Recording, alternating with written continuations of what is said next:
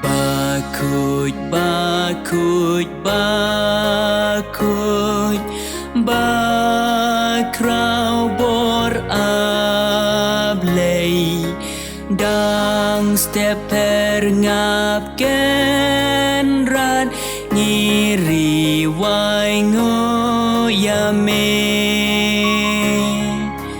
Bakut, bakut, bakut, klein badap ching is nay, lai ngod batang way, long utrai bane. Bakut, bakut, bakut, riu kuy kiyaro, baro kipan snyat ksiar kiloy ban ngoyame. Kero par kiserap kimani dembaro yame bachiu nom uchu me yaine.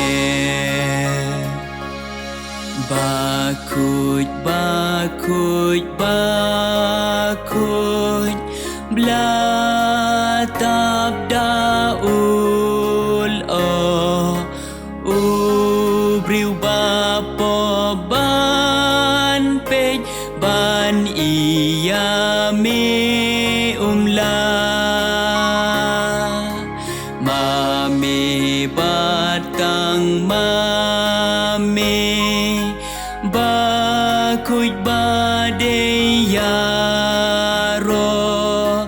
kabor ching iching, khôi ame kisah.